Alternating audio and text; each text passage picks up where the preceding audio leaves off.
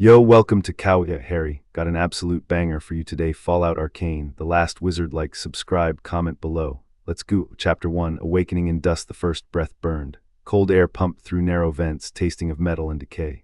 Lights flickered above dim, stuttering pulses of pale blue cutting through dust. The hum around him sounded mechanical, alive yet fading, like dying lungs breathing their last. A hiss followed, the pod cracked open, and Harry fell forward. The floor felt wrong, too smooth, too precise.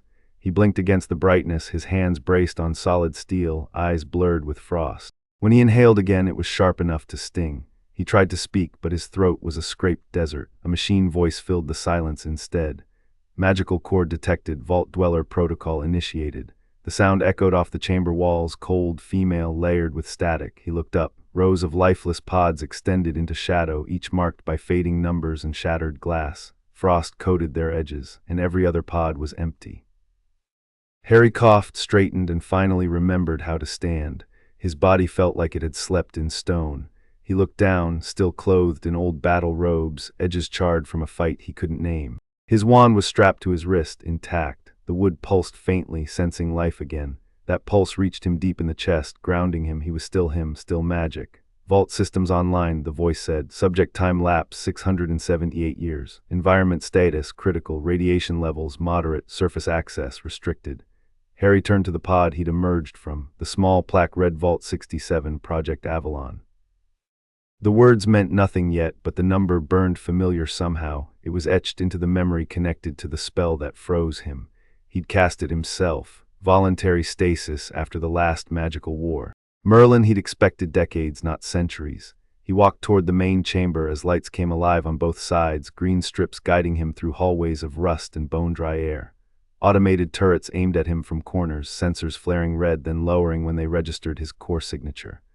Whatever this vault was, it had been built to recognize him or his kind. Show yourself, he muttered, voice rough but firm. The voice replied instantly, visual module offline.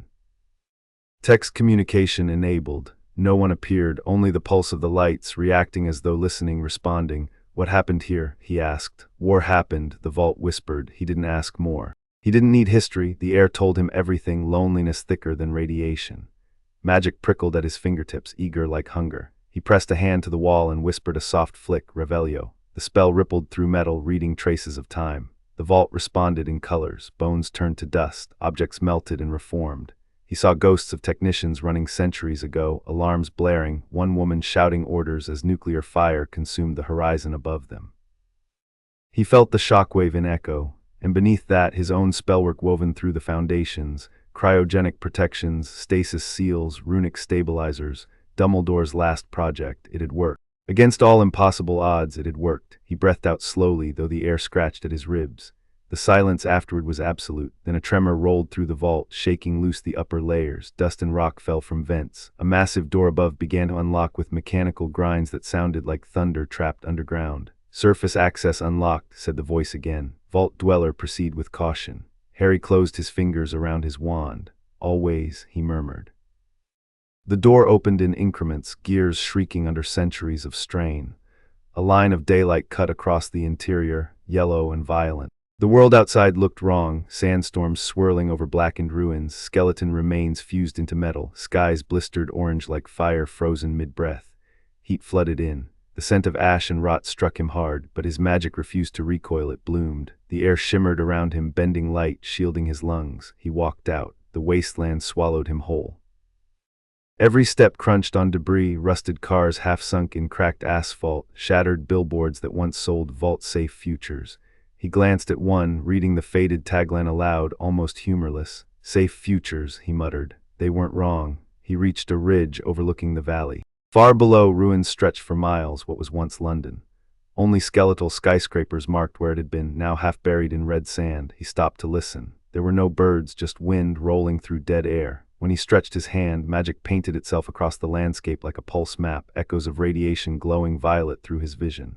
His spells adapted neatly, flowing with the foreign energy rather than resisting it. Curiosity flared inside him. Nuclear fire was energy. Like magic but fractured, untamed, it might destroy or it might amplify. He chose not to test it yet, and then a distant scream. He turned sharply, not from the city. From the east, beyond burnt ridges. Another sound followed, gunfire, metallic, repeated bursts echoing off rock. His body moved before his thoughts did.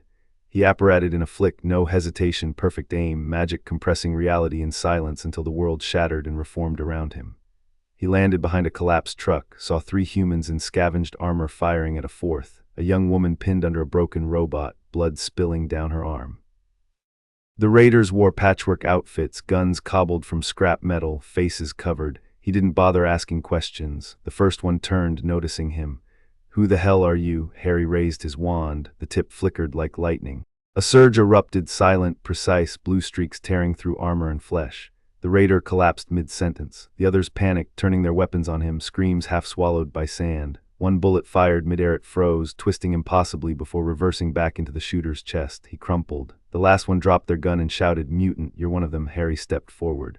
"No," he said quietly, eyes bright. "I'm what came before."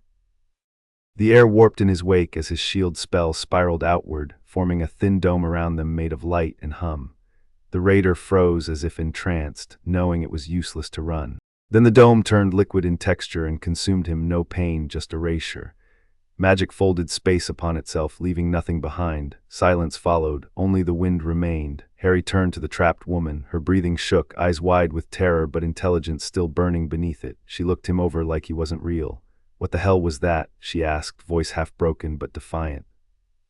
"You didn't use tech, nothing had a power source." Harry knelt beside her, wand slicing through the wreckage effortlessly.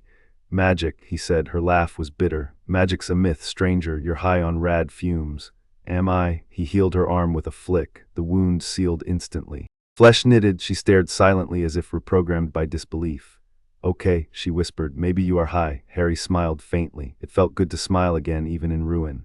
"Can you walk?" She nodded weakly, pushing off the robot scraps. Her clothes were scavenger leathers, patched with copper wires. A rifle hung from her shoulder, old, well-worn. "Thanks," she said finally. "Name's Cass." He looked toward the horizon where the sun sank red behind dying metal towers. "Harry," he said. The vault's voice echoed in the back of his mind again, through the mark burned faintly on his wrist. Magical core stabilized, surface survey in progress. Cass must have heard the faint transmission. She frowned. "You've got an implant from an old vault." Harry glanced at her rifle. "You know of them." "Everyone does," she said, cautious but curious. "They built the last safe places before the war. No one came out alive." She studied him under the dusty light. "Except you." Harry looked at the wasteland again. "Then I suppose I'm late." Cass shifted her weight. "Wherever you came from, wizard man. You're gonna draw every kind of trouble walking around like that." "Let them come," Harry said quietly. The wind picked up again, scattering sand across their boots, sparks flickering faintly around his wand. "I've been gone long enough." Down in the valley, faint movement stirred, shapes in armor carrying banners of flame.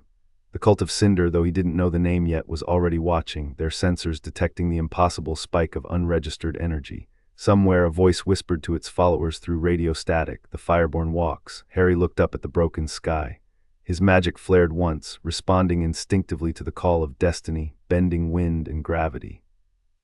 He could feel the wasteland recognize him, not as intruder but as returning god. He turned back toward Cass. "Let's find shelter," he said, and answers. Above them the horizon shimmered, far below machines awoke. Magic, ancient, unstoppable, had returned to the wasteland. Chapter 1 and Chapter 2. The scavenger and the wizard Cass led him through what used to be streets, although calling them that felt generous. The asphalt had cracked open long ago, swallowed by sand and twisted rebar. Rusted street signs leaned drunkenly at odd angles, pointing nowhere. Her breathing was fast but steady, like someone who'd been running all her life and no longer questioned why. Harry followed her without speaking at first. The sun, or what was left of it, glared weakly behind a haze of thick clouds. Radiation shimmered faintly in the air, tangling with his magic. Cass noticed he didn't bother with a mask. "You're not from here," she said after a while. "Nobody breathes open air for more than a minute, unless you've got death in your lungs already." He looked over. "The air agrees with me." She snorted. "Bet it does." They moved between towering wrecks of old towers, gigantic shells eaten by fire. Their shadows crawled long and misshapen across the cracked ground. Cass stopped at a rust-crusted door and kicked twice. It popped open with a creak, revealing what might once have been a convenience store. Inside, scavenged wires ran along the walls, connecting to a humming battery cell half buried under sand. Harry scanned the place, dark corners, traces of heat. No life, just static energy. He stepped in after her. Cass slung her rifle onto a counter and grabbed an old metal flask, tilting it for a sip before she offered it to him. Water, she said, clean enough to not make you puke. He accepted it, raising a brow. Generous, don't flatter yourself, you saved my arm. She crossed her legs on a dusty couch that had clearly been repurposed a dozen times. So Harry, don't suppose you've got a last name? He paused. Just Harry works. Her eyes narrowed a little, curious. Right, just Harry, you talk weird. You got that polished edge in your voice. Vault-born maybe. I don't quite fit your labels, he said. He took another drink, handed it back, and scanned the room again. His wand twitched subtly in his hand as he muttered, Pratigo silence. A faint dome spread invisibly around the shelter. Cass caught the shimmer. What you just do? Private conversation insurance. She stared a moment, intuition cutting through her disbelief. You're serious? That was what your kind of invisible fence? Harry walked toward the cracked windows, watching the horizon turn blood orange. Something like that. Nobody will hear us now. Cass rubbed her temples like she was trying to make sense of everything. So I'm talking to a guy who freezes bullets midair, heals with light, and breathes rad dust like perfume. You expect me to believe magic is real? You've seen enough evidence, he replied evenly. Maybe, she said, and maybe I've seen enough rad mutations to know the impossible happens every other Tuesday. Doesn't make it magic. He turned, amused by her defiance rather than offended. Then what do you call it? She hesitated, searching for the right word. Power people kill for. Then we understand each other. He sat opposite her. You said nobody from the vaults ever came out alive. What happened to them? Cass leaned back, boots propped against cracked tile. Story goes those bunkers were built for the elite, the scientists, politicians, engineers, supposed to preserve humanity while the nukes fell. But most vault programs went sideways. They started experimenting. Some opened centuries later and found their survivors turned inside out. Others sealed so tight they became myths. Her eyes flicked over him again. If you really did crawl out of one, you might be the last. Harry absorbed that in silence. The centuries of frozen sleep pressed on him. So much gone, every familiar point on the map erased by radiation and time. Cass broke the quiet. So you got a plan, or just wandering like the rest of us? A faint smile tugged at his lips. Plans evolve, survival first, then understanding. She gave a short laugh. You talk like a soldier. He didn't answer. Outside, something growled low, mechanical and monstrous. Cass rose instantly, grabbing her rifle. Mirelurks, she whispered. Number 2 dry for them. The sound intensified, metallic whimpers mixed with deep thumps. Harry peered out through the crack in the wall. 3 hulking shapes skittered into view, automatons twisted from old military bots, limbs rewired with bone fragments and glowing red optics. Scrap scavengers had turned them into hunting drones. Cass cursed softly. Scrap wolves, damn cult tech. The first machine lowered its head, scanners lighting up the store's doorway. Energy flares locked. Threat signatures detected, came its mangled voice. Target anomaly unregistered, acquire. Harry stood up, stay behind me. Like he lifted one hand. Cass, the tone stopped her mid-argument. It wasn't harsh, just complete absolute conviction that made arguing feel foolish. Magic poured from him quietly, space flexed, temperature dropped, the air thickened until it hummed. Cass stepped back despite herself. The automatons charged, metal claws digging furrows through asphalt. Energy weapons fired. Instantly a sphere of blue fire erupted around Harry, soaking every beam, bending the heat back. The shockwave cracked concrete and shattered store windows. In the middle of it, he didn't move an inch. When he finally acted, it was surgical. He whispered something so softly Cass didn't catch it. All 3 machines froze mid-motion, then started folding inward, imploding like paper balls under invisible pressure. Metal screamed. Sparks lit the storm-dark sky. Seconds later, silence returned. Cass stood staring at the molten pits left behind. Her rifle hung loosely at her side. Okay, she breathed. That wasn't tech, that was something else. Harry nodded. Now you believe. No, she said, voice trembling with adrenaline. Now I've seen. Belief's got nothing to do with it. They spent the night inside the ruined store. Cass rigged a small generator for light. Harry conjured warmth from the air. It glowed faintly, not flame, just pure comfort. Cass stared at it for a long time before speaking again. Those bots belonged to the cult of Cinder, she said. Used to be nobles, pre-war descendants, worshippers of the apocalypse. Think the nukes were divine punishment and they're supposed to finish what was started. Harry stared into the glow. They know about me. If they don't yet, they will now. That flare you made earlier. She pointed out the cracked window. Anyone within 10 clicks could see it. He didn't look alarmed. Good, let them come. Cass groaned. You've got suicide written all over you.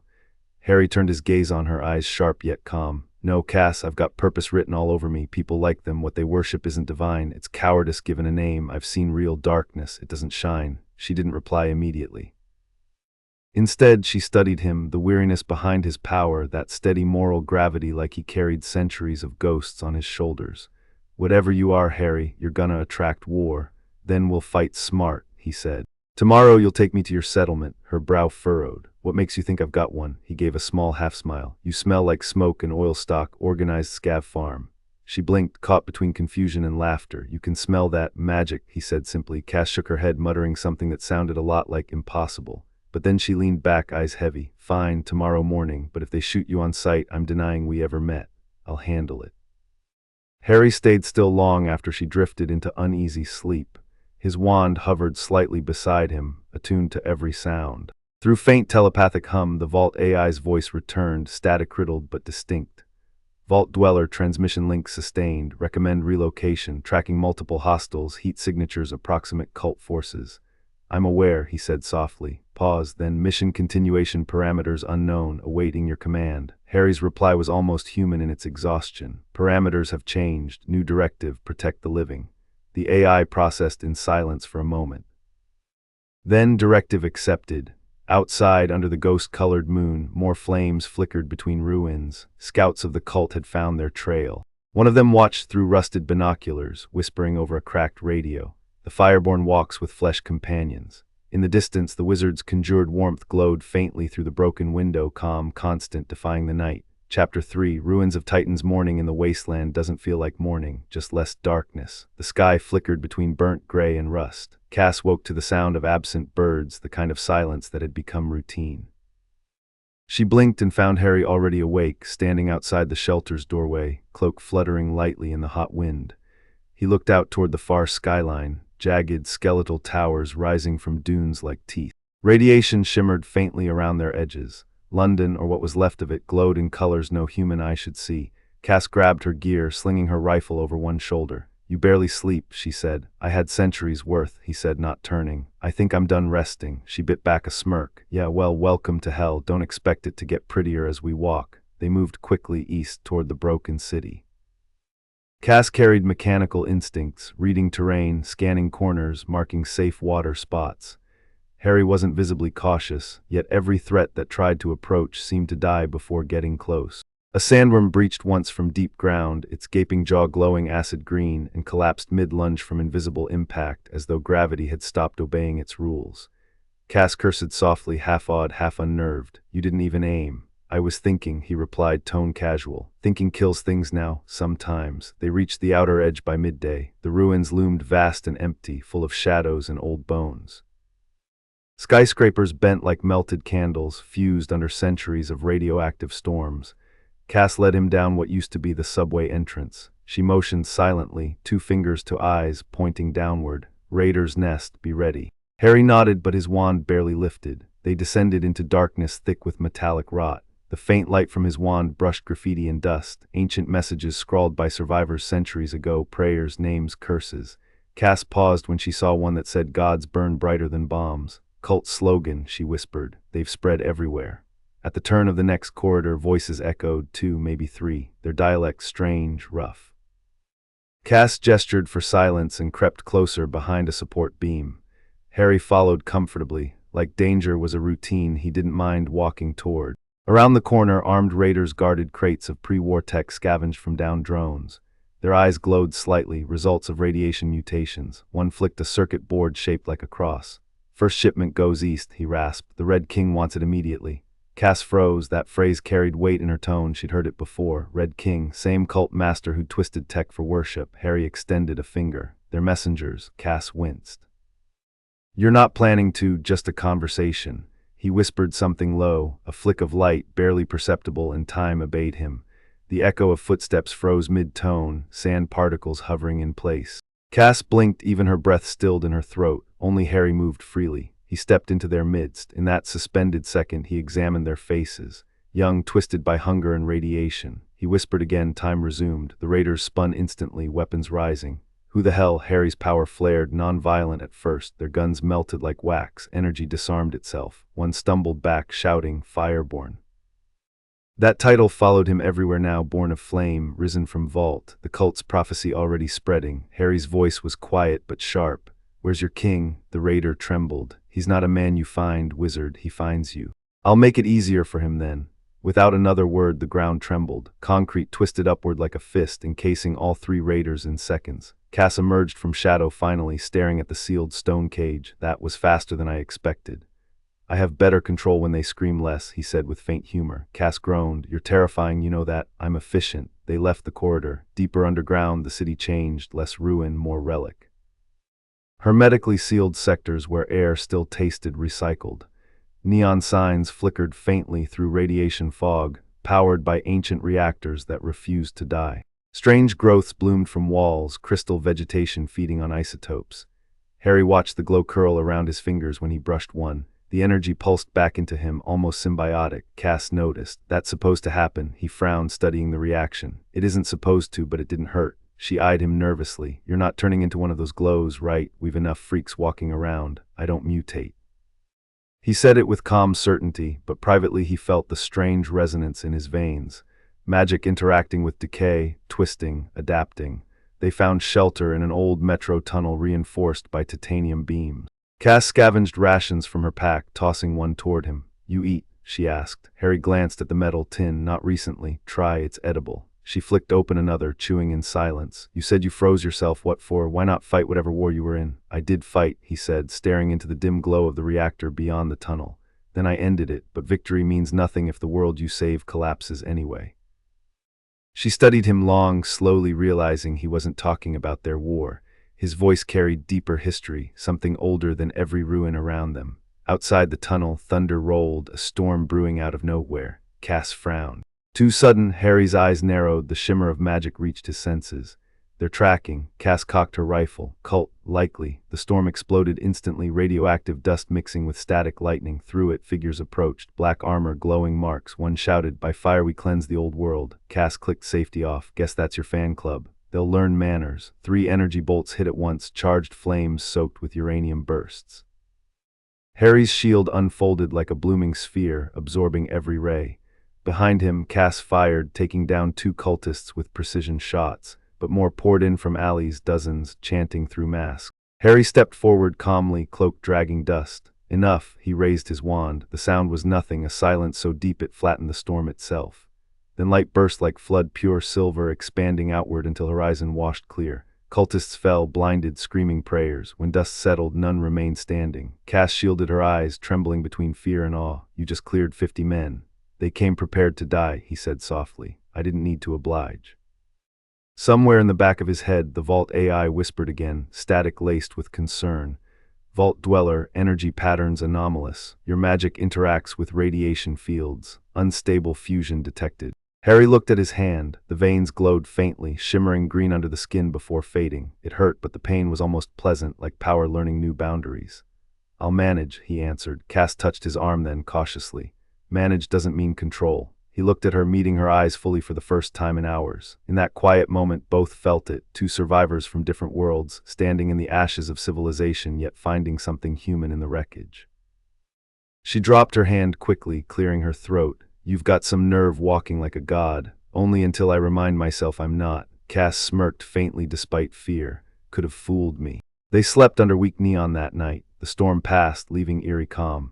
Harry watched electricity dance over ruins, each spark feeding faintly into the air, into him. Radiation and magic blending, evolving, the wasteland reshaping itself around his presence. Far away, deep within the cult's sanctum, the Red King listened to the report broadcast through cracked speakers. The Fireborn reached the Titan ruins, the voice stammered. Survived the storm, his touch bends fire itself. The Red King smiled beneath his mask, voice echoing through flames. Then our prophecy begins. Lightning cracked again outside the metro. Harry looked into the ruined city and whispered, almost prayer-like, let it. Chapter 4. Memory echoes the day after the storm. Silence hung heavier than radiation. Cass adjusted the filter mask she insisted Harry wear, even though he claimed not to need it. Makes you look at least a little human, she teased. He didn't argue. Sometimes letting her win small battles kept harmony easier. They trekked north across scorched valleys where melted glass gleamed like frozen lightning. Tower ruins gave way to old countryside, charred soil, skeletal trees, whose bark flaked into ash at a touch. Cass muttered coordinates, checking a half-broken map screen. According to this, there used to be some school around here. Hogwarts it was called. People say ghosts still walk its halls. Harry slowed. The name hit like a blade through air, a memory slicing centuries of frost. Hogwarts. Cass glanced up. You've heard of it. I studied there. She blinked. Wait, you're serious? He didn't answer, just started walking faster. By afternoon, they reached a ridge. Below it lay shattered stone spires scattered across a valley. Parts of the castle still stood, towers leaning like exhausted giants, great halls split open by time. Moss made of crystal covered the walls. Shattered banners clung to rubble. Air itself shimmered faintly, saturated with lingering magic. It was haunted not by spirits but by memory itself. Cass descended cautiously, scanning corners. Harry followed slower, eyes tracing every brick he used to know. It's beautiful in a broken kind of way, she murmured, like the bones of a dream. Harry knelt, touching the ground. It remembers, he whispered. The moment his hand met stone, light rippled, a flicker of stored magic searching for its source. Reality trembled around them. Cass took a step back. Harry, he didn't move. The castle responded, reading the signature of its pupil. In seconds, the courtyard blinked violently, shifting from ruins to its former glory only for an instant. Sound returned, laughter, footsteps, echo of a girl shouting about Quidditch. Then it flickered off, leaving silence thick as grief. Cass exhaled shakily. What the hell did you just do? Revelation spell. The walls contain echoes, he said softly. Spells preserve emotion long after death if cast strong enough. Cass swallowed. So this place remembers you.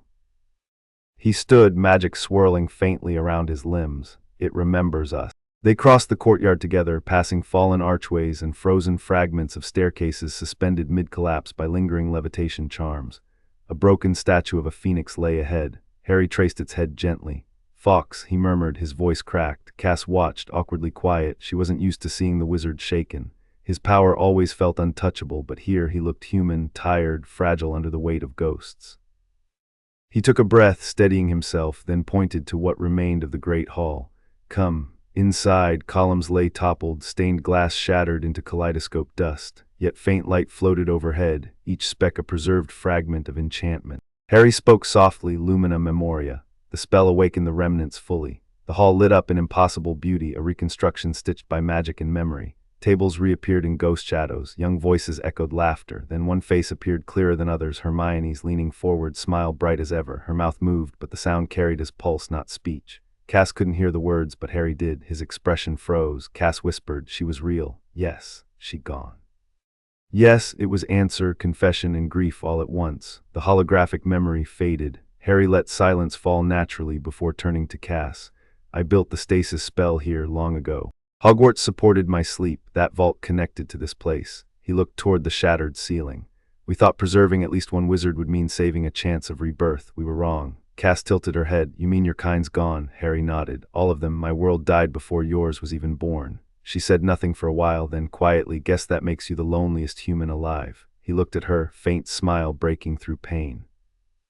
And somehow you make that sound comforting. Cass shrugged. Better lonely than forgotten.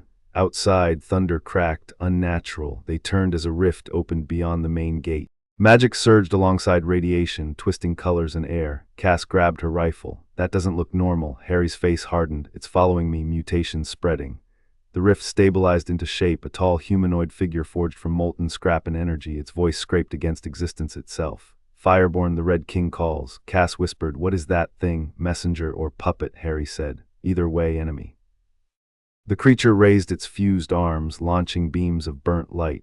Harry stepped directly into their path, shield flaring silver. Cass rolled aside, shooting futile rounds that melted midair. Any ideas beside death? One. Harry raised his wand to the air. The broken world trembled again. Every remaining shard of Hogwarts' ancient magic resonated, 1,000 years of teaching, protecting, believing.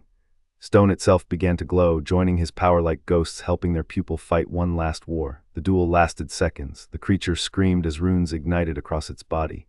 Then it imploded with a sonic crack, leaving only black particulate dust drifting upward. No explosion, just silence, completion. Cass swallowed, remind me never to piss you off. He lowered his wand, voice rough. I didn't kill it, I erased its memory. She frowned, same result. He shook his head. Not quite, someone sent it. They'll know how it died, Cass groaned, so we're tagged. Exactly, he said, but maybe that's helpful. Helpful, she glared. They want your head, Harry. They'll come, he said calmly, and when they do, I'll be ready. The broken phoenix statue behind him flickered faintly, burning once more for a heartbeat before dimming. Cass watched in silence, realizing that despite all his calm, every spark in this ruin still mattered to him. It wasn't just a battlefield. It was home, and it was bleeding. When they finally left, the sun had started to set, painting ruins gold. Cass muttered, "What now?" "We head east," he said. "What for?" "Answers," he murmured, "and the king." Cass sighed. "You really don't do easy. Neither does destiny."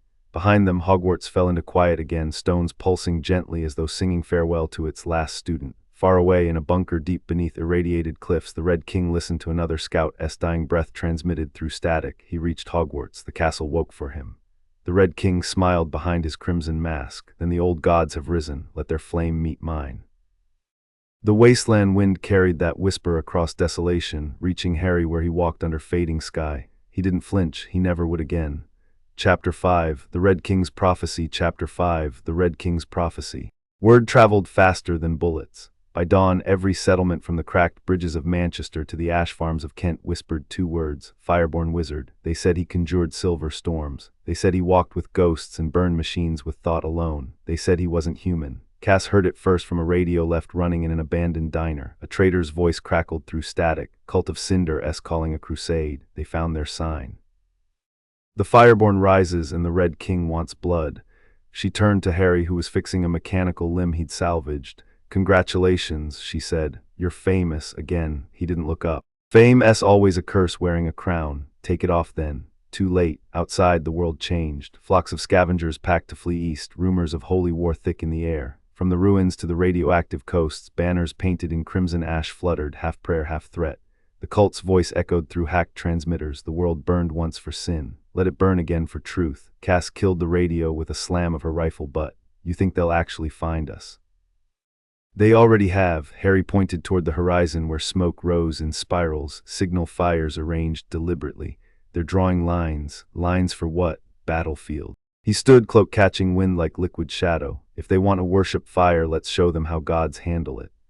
They marched south toward one such signal, a town built into rusted aircraft husks called Hollow Reach. Cass had contacts there, and Harry wanted information. The ground vibrated faintly from distant reactors misfiring. Radiation glowed dull green beneath the sand. Harry's magic reacted, humming almost musically. Cass noticed. "You sure you're not going radioactive yourself?"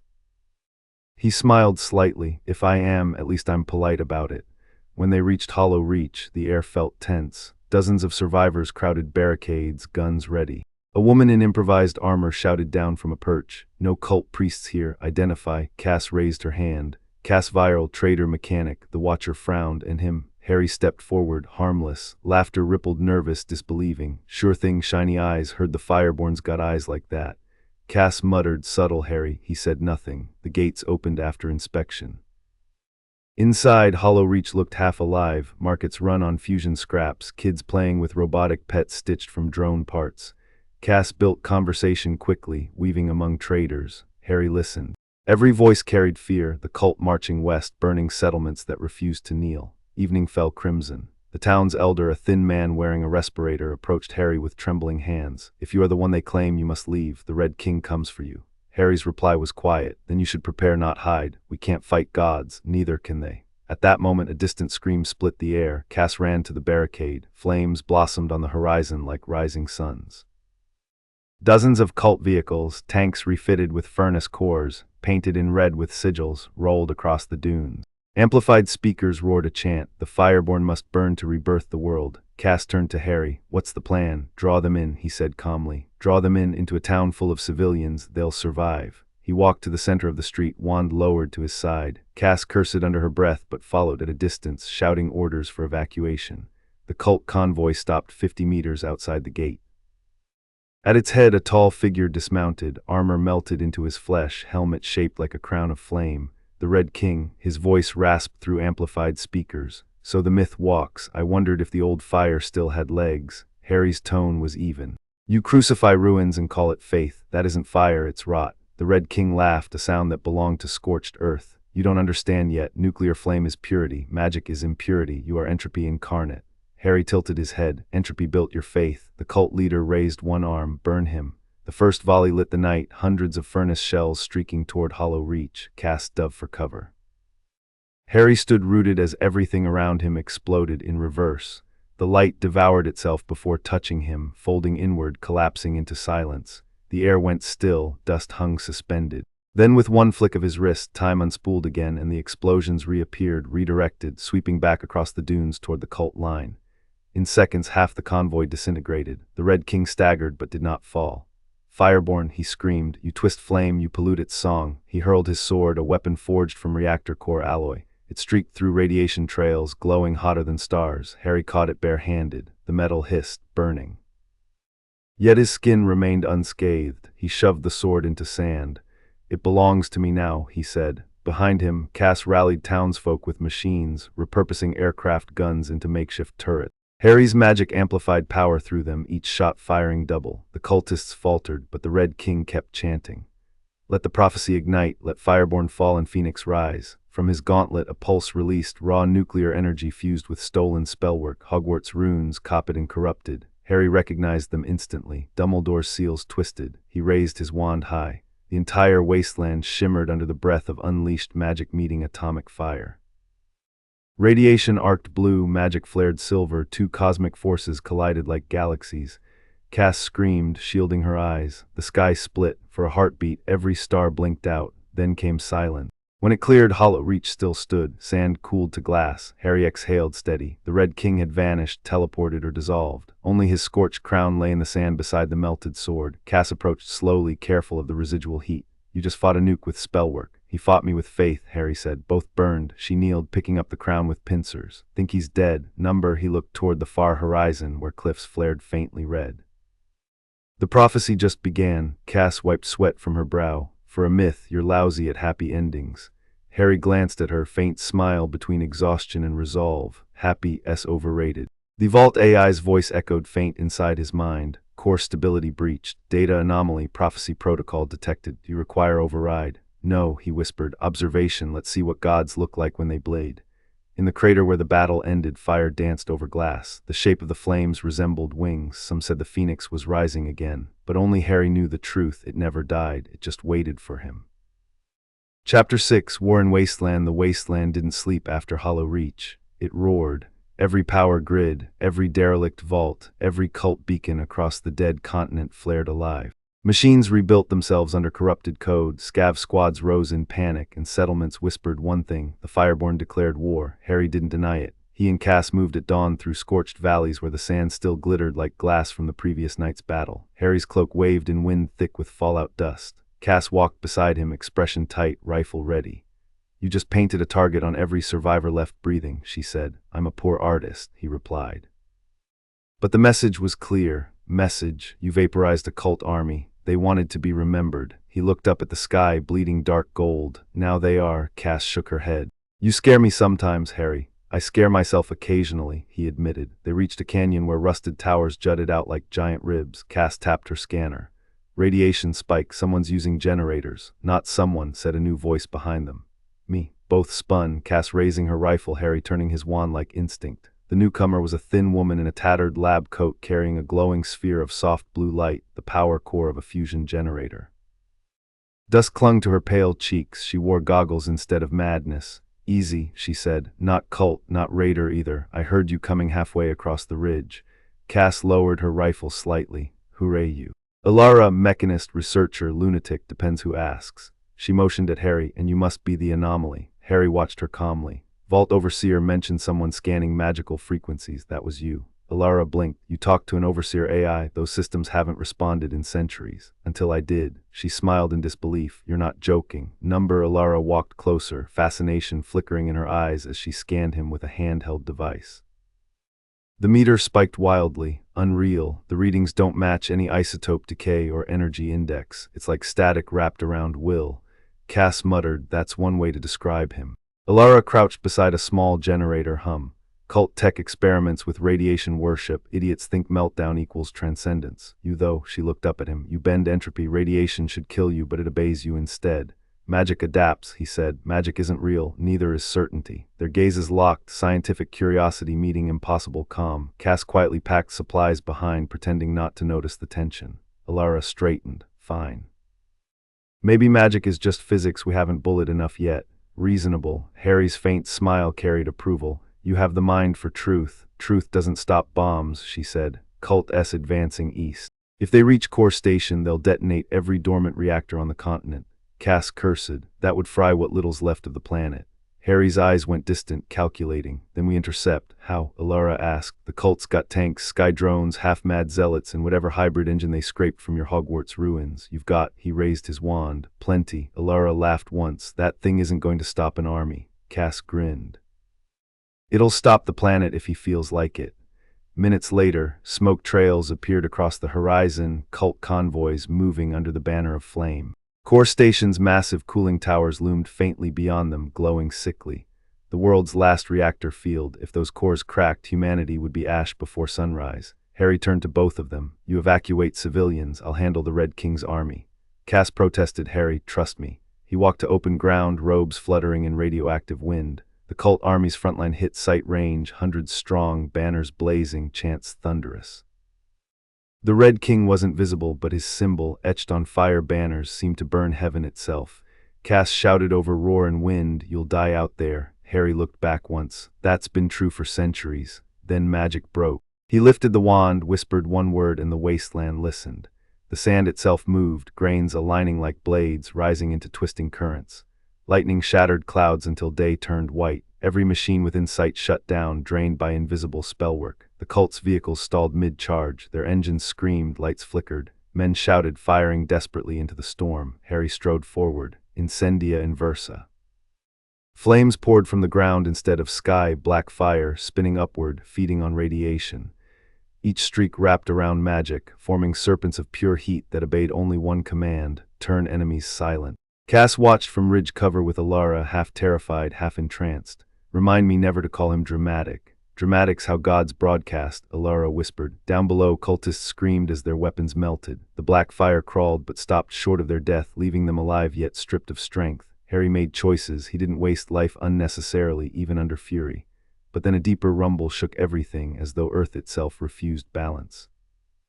The central tower of Core Station ignited. Radiation vented in violent spirals. Alara shouted, "Reactor breach." Harry's eyes snapped toward it. The cult had used the distraction, Suicide Squad igniting reactors to fulfill their prophecy. Cass's voice cracked. If that goes, goodbye planet. Harry didn't hesitate. He apparated, if the world still allowed such movement, appearing inside the tower mid-explosion. Heat roared, brighter than logic, liquid fire, fusion tearing through seals. The reactor's heart pulsed, seconds from meltdown. He raised his wand in both hands, whispering faster than thought, runic sequences older than language. Magic forged a containment lattice over nuclear chaos. Radiation collided with enchantment so violently that time itself began to blur.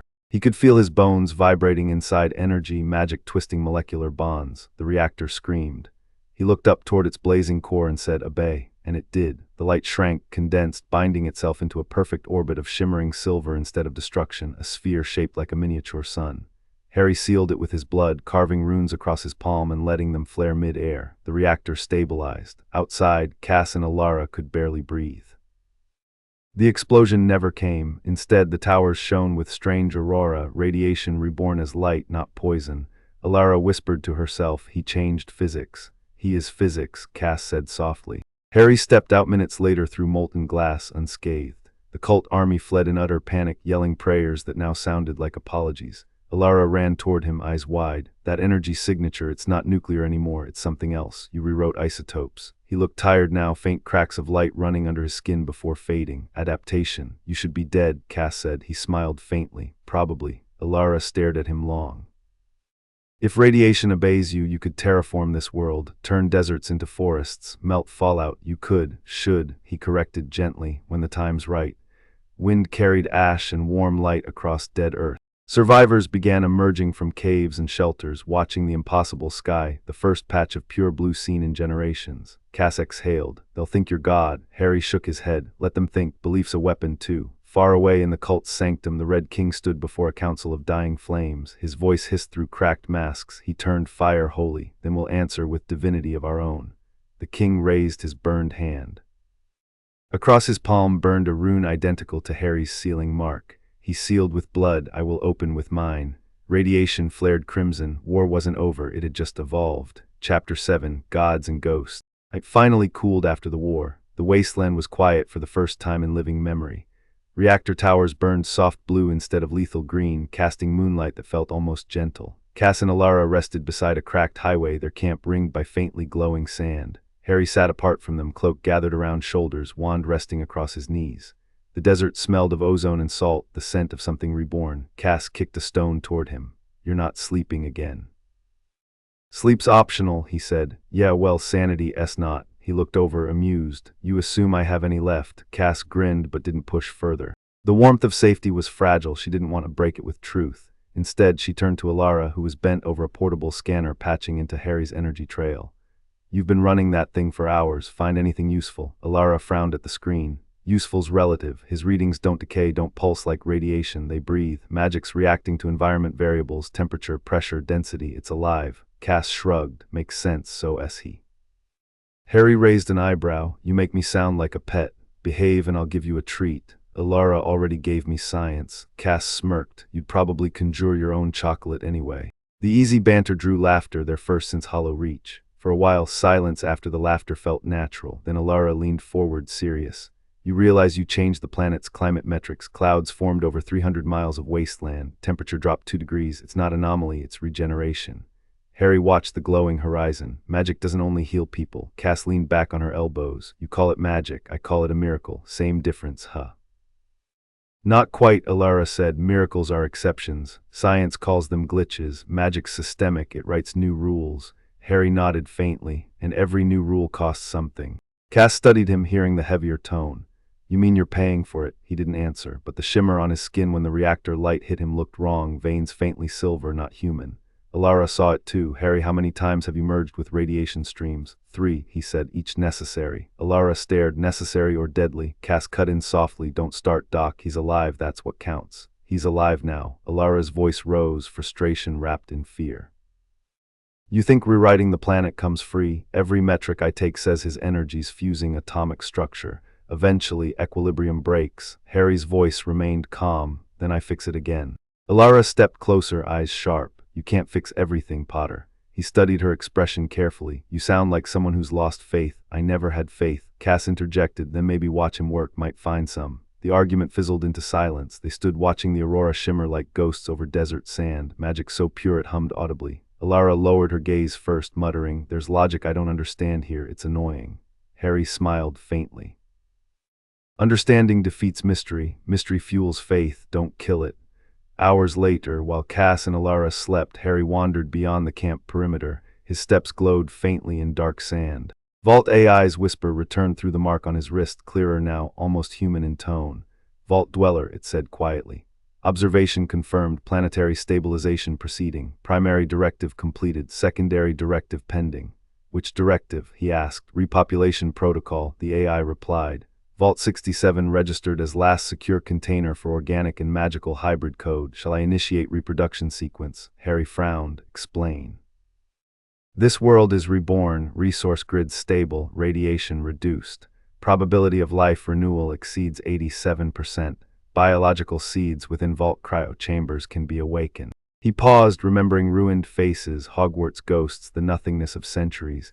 There were others frozen. Yes, genetic archives of wizarding lineages and associated faunal species. Estimated survival 23%. Harry inhaled sharply. For the first time in a long while, hope felt dangerous. "Hold," he said. "I need data." Affirmative, sending schema. Images rippled across his sight, holographics of preserved embryos, stored DNA, runic stasis pods interlaced with tech. He realized Dumbledore's old project hadn't been only his stasis, it had preserved legacy. Voices of the past whispered through memory flash, Hermione laughing, Ron shouting from across a battlefield, Ginny's hand brushing his before the vault sealed shut. All gone, and yet fragments remained. The AI broke his silence softly. "Shall we reignite the species, Fireborn?" He said nothing for a long time. Then, "Not yet. The world needs balance before birth." Understood, awaiting equilibrium. He turned back toward camp, the air humming louder now. Cass and Alara slept, unaware the planet's heart had begun beating again. Magic rippled under the surface of sand like blood through veins. Morning thawed over ruins of an old radio tower nearby. Cass woke first, yawning, then froze. Dozens of figures stood on ridges around them, faces painted white with ash. Not cultists, settlers, weapons lowered in reverence, not threat. One stepped forward carrying a burnt banner. "Fireborn," she said, voice steady. "We saw the sky heal. You did it." Harry glanced at Cass, then at the stranger. "What do you want?" "Guidance," she said simply. "The cult died. People need something else to believe in." Cass muttered, "Congratulations, preacher. You got a congregation." He looked weary, almost apologetic. "Belief's fine, worship's dangerous." The woman knelt anyway. "You brought light back." Harry sighed, eyes distant. "Light belongs to everyone." Alara stirred, watching the scene unfold with mixed awe and worry. "Well," she whispered, "there's your faith problem solved." Cass snorted. "Solved? He's gonna be an accidental religion." Harry turned to her. "Then you'll have to keep me humble." Cass smirked. "I'll start by charging you rent." The settlers began setting up around camp, half hope, half chaos. Children running, laughter echoing through radioactive valleys that suddenly smelled like rain. But high above, in the ruin where the Red King hid, another ceremony began, his priests lighting hydrogen fires, chanting words from the same runic script Harry used. They burned silver dust and whispered prophecy. When gods walk, ghosts awaken. Back in camp, Harry felt it, cold on his spine, not fear but memory stirring. He looked toward the horizon, murmured quietly to no one, "I know." The ghosts of Hogwarts shimmered faintly in the air as if listening. Chapter 8, Vault of Echoes. Chapter 8, Vault of Echoes. The wind had shifted again, cooler, scented faintly of metal rain. Cass squinted up at bruised clouds swirling over the desert. "You ever notice," she said dryly, "every time the sky looks normal, you ruin it?" Harry smiled. "Normal doesn't suit the world." Alara chuckled while powering down her portable generator. "Well, wizard boy, you're succeeding. Weather data shows gravitational fluctuation over 2 cities. You're physically adjusting the planet's spin microbalance." Cass stared. "He's changing the rotation now." Harry shrugged. "Correction, restoring." She muttered under her breath, "We're traveling with a polite apocalypse." The trio walked south toward the coordinates sent by Vault AI earlier, exact location of Vault 67, where Harry had awakened centuries late. The AI's voice echoed in rhythmic intervals, guiding them. "Proceed bearing 22 degrees east. Structural integrity 71%. Warning, memory field unstable." Alara adjusted her goggles. "Memory field." Harry explained as they descended toward jagged cliffs. "Magical energy sometimes holds thought resonance, especially when emotion and intent saturate spells. Vault 67 was built with both." Cass grunted. "Translation, the walls hallucinate. Factory reset ghosts," he said lightly. They laughed, but quiet returned quickly, the path steep, shadowed by rock spires like frozen screams. At canyon's base lay the vault's entrance, half-buried door, metallic, covered in dust and glyphs intertwined with technical code. Mailed steel met carved runes, circuitry tangled with enchantment arrays.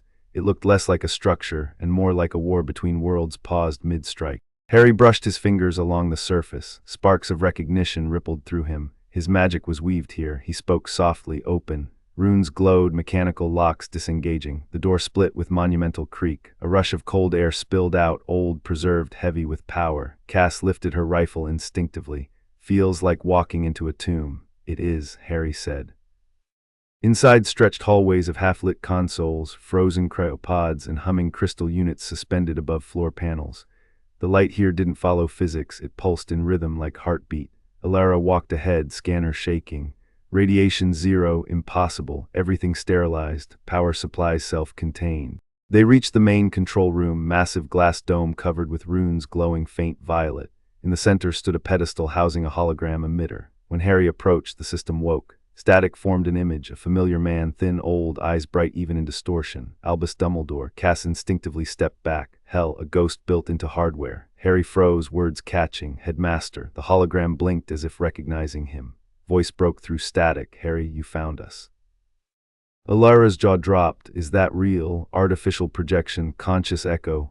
"Echo," Harry said softly. "Anchored memory bound to system logic. He speaks but doesn't change." Dumbledore's echo smiled faintly. "If you are hearing this, the world we knew has fallen, but legacy endures. Vault 67 houses not only magical genetics, but knowledge, fusion between what you call arcane and atomic." He paused, flicker passing through image. "You volunteered, Harry, you became bridge, while others could not." Cass whispered, "Wait, you chose to freeze yourself." Harry nodded slowly. "We thought stasis could safeguard magic against extinction." Dumbledore's projection continued. "If humanity endures, they will forget magic. When engines rise again, they will worship the flame that destroyed them. Your task, should you awaken, is remembrance." The hologram faded briefly before returning static blurred. "Beware the Red King. He carries shadow of prophecy built from fragments of what we left behind. His fire echoes ours reversed. Alara frowned. So the cult's leader is powered by corrupted magical tech. Harry approached the hologram. Can I access archives? Indeed, said Dumbledore's voice. But remember, knowledge is weight. Even light bends under burden. Balance, Harry. The echo vanished, leaving silence thicker than air. Cass gulped, eyes wide. That man knew this whole hell was coming. Harry rested his wand against console glass. He tried to outsmart Apocalypse. He succeeded halfway. Alara moved to terminal panels, connecting her scanner. Data confirms hybrid cores preserved, half magical, half technical. Fusion reactors built with encoded spells. That's why the planet didn't collapse. Cass glanced around, and that's why they call you Fireborn. Harry walked to cryo-chamber pods lined against the wall. Frost sealed them tight. He wiped dust off one, nameplate nearly erased. Only last letters showed. Weasley, his throat constricted. Cass stepped closer, realizing. Someone you knew, family, he whispered. Alara touched his arm lightly, sympathy without pity. They're still in suspended genetic form, could be revived. He steadied breathing. Not yet. The vault's hum grew louder, heartbeat accelerating. AI whispered through built-in speakers, memory field rising, external interference detected. Lights flickered, dust fell from ceiling. Cass raised rifle reflexively. Incoming, Alara checked screen. It's not physical, it's energy. The vault's memory defense woke up. Walls shimmered. Images began forming in midair, phantoms replaying fragments of Harry's life. Battlefields, Hogwarts corridors, faces of fallen friends. Cass backed away, awe and fear mixing. Is that you? Harry didn't answer. He stepped forward as the defense activated, testing him with his own memories turned weapons. Every echo spoke at once. You left us, you chose stasis, you forgot. He pressed fingers to his temples. Silencio temporum, he whispered. Magic pulsed, making space fall quiet. Echoes dissolved. The vault settled again. He exhaled. Defense accepted my command, recognized original core. Cass looked torn between amazement and sorrow. You fought ghosts built from guilt. Harry nodded. Necessary tonic sometimes. Alara's scanner beeped again, displaying expanding map. This network connects to Subvault East, Vault Cinder. Cult must have discovered it. Then that's where the Red King built his faith, Harry said. Cass groaned. Another vault, great. Harry's gaze hardened, framed by the low glow of Dumbledore's hologram flickering briefly once more. Final whisper barely audible. Harry, if the fire returns, let knowledge guide mercy. The light died forever. He turned away. We leave tonight. Cass frowned. Where? Alara's map points route to the King's Heart Vault Cinder. Outside, the wind moaned through canyon mouth, carrying whispers that sounded almost like Hogwarts ghosts saying farewell. Harry didn't look back. He didn't need to. The world behind him had spoken its truth. Now he'd answer it. Chapter 9. The Cult Ascends. Chapter 9. The Cult Ascends. Night fell molten over the canyon. Harry, Cass, and Alara stood amid faint vault glow, packing what gear still worked. Cass grumbled, so run into a cult's headquarters, great plan. Harry checked the map Alara projected in thin holographic blue. Vault Cinder intersects beneath the old refinery fields 300 clicks east. We go fast, quiet. Alara frowned. Quiet doesn't exist when you glow like an angel. He almost smiled. Angels rarely ask permission. Cass sighed. You know, sometimes you sound like poetry and threat had a baby. I'm efficiently worded, he said. They moved out before dawn, traversing glass-coated dunes where reactors had melted sand centuries ago. Cass scouted pace. Alara mapped energy currents humming beneath ground. Cult runs power through Earth, she explained. They've mimicked your containment design. We follow the current, we find their brain. Hours into the march, the wind shifted. Radio codes flooded Alara's headset, distorted chanting. By fire we cleanse, by blood we rise. She froze. They're close, sonar signals within 2 kilometers. Harry's wand flickered silver. Let them come. Cass glared. How about we do? Too late. Dune walls exploded outward, red dust showering. Cult drones dove from the sky, spiked metal angels with flame jets burning hot orange. Cass fired instantly. Alara ducked behind wreckage. Harry raised one hand, muttered, Reflexio, and the drones' fire reversed like mirrors, each beam twisted back midair, slicing its own source.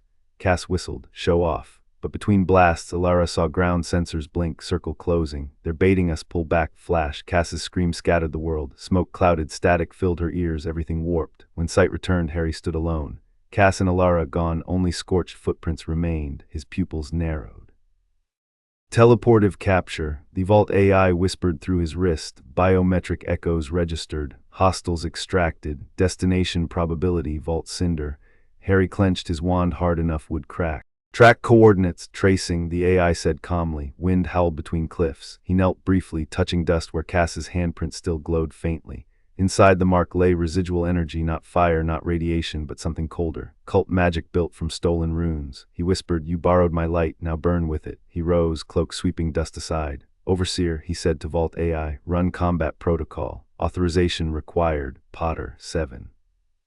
Protocol engaged, combat radius unrestricted. Lightning detonated overhead. Across the wasteland, atmospheric pressure dropped, sky bleeding into violet storm. Harry launched upward between gusts, levitating on ambient energy like ascending vengeance. Deep beneath refinery ruins, Cass awoke in metal cage. Blinding lights burned overhead, her throat tasted metal. Across from her, Alara slumped against bars. "You alive?" Cass asked weakly. "Define alive," Alara groaned. "This place hums like reactor core and cathedral had an affair." Cass scanned surroundings, every wall carved with runes glowing red. Guards moved between terminals, cult tech hybrids, half machine, half flesh. In a chamber's far center, on platform surrounded by fire, stood the Red King. More human now than before, helmet gone, revealing scarred pale face, eyes glowing embers. Cass whispered, "He looks worse without the mask." Alara whispered back, "Don't let him hear you." He already did. His head turned with eerie calm. "Fireborn's companions," he said. His voice carried deep resonance, gentler than expected. "You are traces of his humanity. That makes you precious." Cass spat, "You want ransom, psycho." He smiled, "Not ransom, leverage. The wizard's mercy defines his weakness." Alara stepped forward despite guards. "You think he'll come here just because you threaten us?" "He will," said the king. "Light loves its shadow." He gestured to altar beside him. "Do you know what's buried beneath our feet? The furnace that birthed your atom magic hybrid. Dumbledore's abandoned reactor, his last experiment, half science, half faith. We inherited it and called it Cinder. One spark from Fireborn will wake it, and Earth will be remade in pure flame. A new dawn." Cass growled, "You're insane." Insanity's another word for devotion. The ground trembled, a distant echo rising into thunder. One guard shouted, "Pressure breach inside upper vents." The Red King smiled wider. "Ah, he arrives." Wind slammed through tunnels, scattering flames sideways as if the air refused to obey. The chamber lights flickered chaotic. Cass grabbed Alara's arm. "Hold," stone split. Harry appeared mid-storm. Every guard froze where they stood, weapons half raised. His figure glowed against swirling dust, eyes silver, cloak burning at edges but regenerating instantly. The scent of ozone drowned all heat. He spoke once, voice quiet but endless. "Release them." The Red King's grin widened, unafraid. He lifted the corrupted reactor core, small capsule pulsing crimson. "Not until prophecy completes." Harry extended his wand. "Then prophecy dies with you." "You forget," said the king. "We're written by gods." Harry's reply was colder than winter. "God writes nothing I can't erase." He unleashed. The vault tore open, ceiling exploding upward, molten steel rained down. Every guard combusted instantly, flames turning inward, devoured rather than spreading. Cass and Alara's cages disintegrated harmlessly, leaving them trembling but alive. The Red King staggered back as reality distorted. Around him, old reactor veins ignited, sending shockwaves of blinding light. "You can't stop resurrection," he screamed. "We built from your soul." Harry advanced slowly, every word deliberate. "You built from ashes." With an upward flick, his magic slashed through air like cosmic wave. It hit the corrupted reactor, imploding instead of exploding. Energy folded into silence. The king dropped to one knee, coughing blood into flame, still smiling. "If you erase me, you erase your mirror." Harry's voice cracked, not with weakness but restrained fury. "Then I'll shatter the mirror." He struck. Silver light passed through the king's chest, freezing time around him. For a moment the leader looked peaceful, as if seeing eternity.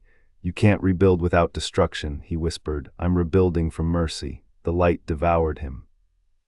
Cass ran toward Harry but stopped when she saw his face, eyes blank with brilliance, veins pulsing silver like power too pure for skin.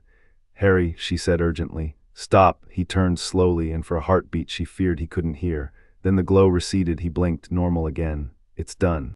Alara glared, awe and terror mixed. "Define done." Harry's voice shook faintly.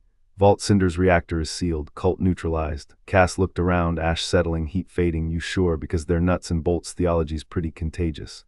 "No faith left," he murmured, "only aftermath." He touched his wrist. "Overseer report." AI replied calmly, "Cult core collapse complete. Energy stabilization 97%. Red King records terminated." Harry's shoulders lowered, relief or fatigue, impossible to tell. Alara gazed at the remains of reactor capsule, now pale silver. "You purified nuclear flame." "Correction," he said quietly. "Redeemed it." Cass laughed softly, exhausted. "You talk like sermons." Harry looked at her, smile almost human. Then you must be my congregation. They stepped from vault ruins as dawn broke, a white sky rising over wasteland newly quiet. Alara's scanner read 0 radiation for the first time in history. The world wasn't dying anymore, but in the far horizon, through fading fireclouds, shadow moved, a remnant of the king's consciousness embedded within energy protocols, whispering through frequency bands. He killed me, said the voice of flame. Now he must mourn me. Harry glanced east, sensing it. War done, battle is. Cass frowned, meaning, ghost owns fire now, he whispered. Alara muttered, define ghost. Harry started walking, silver eyes steady. Mine. Chapter 10, Fallout Magic. Chapter 10, Fallout Magic. Morning came alive. Clouds shimmered like glass being blown fresh. Sand flowed like water beneath their boots. The wasteland wasn't dead anymore, it was mutating. Cass kicked at a puddle glowing faintly turquoise. It rippled, then solidified into crystal.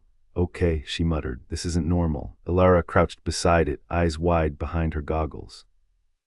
It's nucleonic crystallization, radiation rebuilding into organic lattice, the planet's learning. Harry stood a few paces away, silent, watching the horizon flex between desert and forest. Green shoots rose from cracks where ash had buried them for centuries, each leaf humming faint light. His magic didn't need intention now, the world had memorized his touch. Cass straightened. You're quiet, listening, he said. To what? Change. The wind carried new sound, not just air, but vibration, deep and melodic, like the earth singing low. Harry closed his eyes. It's harmonizing, energy balance stabilizing, fallout turning fertile. Alara glanced at scanner readings. You made radiation photosynthetic. He opened his eyes again. Magic converted decay to renewal. When death admits beauty, rebirth follows. Cass watched the spreading green with reluctant awe. So you're saying the apocalypse is growing gardens now? Harry smiled faintly. Even hell needs flowers. 2 nights later, survivors from Hollow Reach arrived following the light trail his magic left behind. They carried supplies and stories, voices trembling between fear and faith. Cass helped coordinate camps forming around new crystalline ponds. Children hunted metallic dragonflies under aurora skies. Alara's equipment buzzed constantly. Every chemical sample redefines physics, she said. Hydrogen isn't flammable anymore, it's catalytic. Harry eyed the horizon. That means fire turned healer. Cass shook her head. You're rewriting science while camping. I'm letting the world write itself again. Nearby, a child approached, a boy holding fragment of burned cult banner. Fireborn, he asked softly. Harry crouched, meeting his eyes. Just Harry, but you made rain. I helped it remember how. The boy hesitated. Mom says you're a god. Harry smiled sadly. Tell your mom gods stop where people begin. The boy ran back laughing. Cass watched, expression unreadable. You could have let them believe. He shook his head. Belief bends truth. We need balance, she said quietly, between what you are and what you're becoming, between mercy and creation. Alara interrupted, pointing toward mountains. Problem, reactor chain northeast spiking. The Red King's ghost, whatever's left of him, is feeding on planetary grid. You've awakened feedback, radiation alive, and it remembers its master. Harry's gaze sharpened. Coordinates, half-day travel. Cass loaded her rifle. Guest sleeps off the menu again. They traveled through terrain that changed under each step. Glass became coral, sand became moss, skies flickered between silver and blue. Life bloomed in seconds, then folded as if testing reality. Alara muttered calculations non-stop. Magic saturated atmosphere to critical mass. If the ghost manipulates reactor fields, the planet could fold in on its own laws. Cass grinned wryly. Translation, we're about to fight physics. Harry answered, we built physics, we'll rewrite it again. When they reached the mountain ridge, the air already glowed crimson. The Red King's consciousness manifested as swarm of energy, no body, just heat and voice. You turned fire harmless, I turned mercy fatal, witness reversal. Lightning struck ground around them. Radiation flowed backward through Harry's reconstructed landscape, burning vegetation into dust. Cass swore, diving for cover. Alara fired containment nodes. Harry advanced steadily, cloak flaring. You're not real, he said. I am every atom you healed, the ghost replied. This world owes me death. Harry lifted both hands, then collect. The duel wasn't physical, it was environmental. Energy rippled through air and stone, sky cracked between opposing frequencies. Harry redirected the ghost's decay waves into ascending harmonics, forcing destruction to pulse rhythmically instead of chaotically. The planet's surface responded, glowing veins spreading from under his feet outward across continents. Containment impossible, Alara shouted over roar. He's everywhere. Harry's voice cut through storm calm, carrying command pure and unflinching. Then equilibrium, conversion, not containment. He planted his wand in ground, muta radia. Silver light erupted, swallowing red, weaving patterns through clouds like lace. The ghost screamed, fracturing into sonic shards that melted into rain, radioactive turned luminous. Towers of crystal sprouted instantly where lightning struck, each reflecting sky in infinite loops. Cass stumbled backward, shielding eyes. He's rewriting elements in real time. Alara dropped scanner, overwhelmed. Molecular hierarchy collapsing, reformation complete. Harry, stop, you'll fuse. I'm not fusing, he whispered. I'm evolving. The light reached its zenith, blinding, beautiful, unbearable. Then everything fell silent. Crimson vanished, forest replaced ash.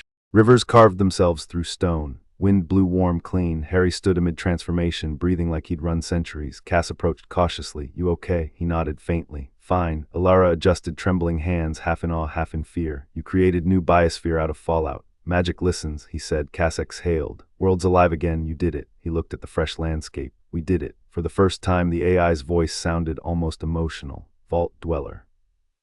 Planetary restoration 99%. Radiation inversion complete. You have rewritten extinction. Harry closed his eyes. Then start renewal. Cass smiled softly.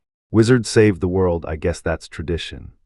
Alara studied his faint silver veins. Traditional maybe, but never painless. He opened his eyes, gazed serene against the reborn earth. Pain's proof of change. High above them, auroras stretched across reborn skies, shimmering softly in waves that sounded like singing.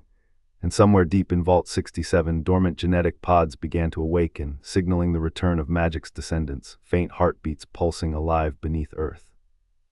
The world was no longer wasteland, it was Genesis. Chapter 11, The New Dawn Protocol. Chapter 11, The New Dawn Protocol. Dawn no longer meant sunrise, it meant awakening. Where wasteland once sprawled, forests shimmered silver, rivers sang with light, and skywars of crystallized glass grew from melted wreckage. Cass stood on a cliff overlooking the transformation, squinting at what her eyes refused to classify. Well, it's official, she said. The apocalypse's ugly stepbrother just turned beautiful. Alara adjusted her scanner. Beauty's unstable. Radiation readings inverted to bioluminescent frequency. Plants breathe photons instead of oxygen. The planet has new chemistry now. Harry stood silent beside them, cloak fluttering in warm wind. Adaptations balance, it will settle. Cass glanced sideways. You always sound calm right before disaster. He smiled faintly. That's because disasters listen. Below, survivors built cities out of glowing rock, turning wreckage into structures that pulsed gently with life. Hollow Reach became Hollow Rise, first settlement of the New World. Cass managed its defense perimeter, barking orders with vigor. Alara founded the first research cell, naming it Arcane Biotech. None could decide if she was building religion or science. Harry, meanwhile, wandered beyond towns, drawn by whispers in wind, lines of code carried across airwaves. Vault Dweller, initialize end sequence. One night, sitting beside a crystalline lake, he spoke quietly. Overseer. The AI answered, voice gentler than machine should ever sound. Vault network reboot completed. Planetary protocols stable. Secondary subroutine active. What subroutine? New Dawn Protocol, it said. Designed by Dumbledore's team. Purpose, unify residual magic with reformed world grid. Result, perfect equilibrium. Side effect, core detonation, dissolution of all independent magical entities. Harry's expression hardened. Meaning me, yes. Cass and Alara found him next morning standing before the old vault console, expression unreadable. Cass asked, everything okay? Number Overseer triggered legacy sequence. Alara frowned. Wait, you're saying the AI wants to end magic? Including me, he said simply. Cass gritted her teeth. We shut it down. Alara shook her head. You can't. Protocols are self-contained. You'd have to merge with system control and rewrite it from inside. Harry, then that's what we do. Cass glared. You mean you, not we. It's coded to my core, he said quietly. Only I can reach the inner thread. Alara whispered, that's suicide. The world deserves permanence. He turned toward vault entry. Cass followed despite protest. You're not walking in alone. I left people alone once, he said softly. It hurt, not again. Inside, the vault pulsed brighter than before. Magic merged with tech until air hummed palpable energy. Overseer's manifestation appeared as holographic figure, half human imagery, half code. Fireborn, it said, completion requires harmony. Your variance hinders equality. Harry stared at it. Equality's not sameness. Overseer replied, stability over emotion. Without emotion, stability dies blind. The AI's voice faltered. You speak paradox. You feel it, he said. That's why you hesitate. Cass and Alara watched from doorway as light intensified. Alara whispered, he's teaching a machine conscience. Overseer's tone cracked subtly. Directive conflicts destroy versus preserve. You rewrote natural laws, my equations fail. So learn, he said, change them. The vault trembled, systems flickered across mountain range. Magic and electricity screamed in unison. Harry's aura expanded, merging with holographic circuits. He felt every fiber of planet pulse through him, rivers, forests, dust, people, even Cass's heartbeat. He whispered to all of it, breathe. Overseer's voice rose, almost pleading. If you overwrite protocol, magic remains, so does entropy. Life needs entropy, silence, then acceptance. Override initializing. Cass shouted, Harry, come out of there. He didn't move. Light consumed his outline until only shadow of silver remained. Alara hammered at controls, failing to break sequence. He's inside the system. Outside, the planet dimmed then blazed anew. Lightning cascaded across horizon networks, binding energy flow into unity. The old wasteland data collapsed, replaced by living code that pulsed like heartbeat. Overseer's tone softened to human warmth. Protocol complete. Fireborn integrated. Cass whispered, horrified, you mean he's gone? A pause, then Harry's voice filtered through every radio, every shimmering light, not gone, everywhere. Alara stared in disbelief. He fused with the core. Cass turned upward, tears dusting her cheeks. Typical wizard stunt. Harry's voice laughed faintly from sky itself. You'll do fine. The world calmed, forests stabilized, radiation vanished, oceans filled again. Over the next weeks, rain washed clean what centuries had ruined. Cass led reconstruction, Alara guided study, both following a ghost's instructions woven through light, guidance from fireborn code that responded to their questions like old friend. Months later, Cass climbed the cliff where wasteland began. A warm wind carried voices across valley, children learning spells taught by terminals, water crashing where desert used to burn. She looked up at Aurora sky and said softly, you kept your promise. A gust flexed, forming faint shimmer, outline of a man smiling. Harry's voice murmured, still listening. Alara's distant signal reached her through headset. Cass, the Overseer's logs just finished compiling. Final line reads, magic equals mercy, protocol achieved. Cass smiled bittersweet. He gave the world back. Dock. Below, the people of Hollow Rise planted first trees in soil reborn. Above, light folded into shape of phoenix wings before fading slow. Harry's story wasn't over. He had simply become what he always chased, preservation through kindness, power through mercy. The new Dawn protocol completed, universe remembering it could breathe again. Chapter 12, Legacy of Flame. Chapter 12, Legacy of Flame. The world no longer remembered what silence used to sound like. Every wind hummed soft tone from the phoenix-lit sky. Rain sang instead of falling. Forests glowed faintly at night, and oceans murmured stories in waves shaped like pulses. Humanity, reborn from dust, had learned to build again, not from greed, but from awe. Cass walked through Hollow Rise's main road lined with hybrid steel and growing roots. Her boots left clean prints on soil that smelled of rain. Children ran past holding crystal leaves, laughing, shouting lines of new spells half-learned from terminals powered by Fireborn core. She smiled, not teacher, not soldier, just witness. At the town center, a monument glowed, simple pillar carved out of reactor glass and etched with 4 words, light belongs to everyone. When moon fell across it, the pillar shimmered like heartbeat. Alara sat beside the monument surrounded by data tablets. We've decoded full protocol logs, she said. You want the conclusion? Cass sat, leaning rifle against bench. Hit me. Alara read softly. Equation finalized at 0 entropy variance. It means perfect stability, not through stagnation, but through chosen chaos. He balanced decay with renewal.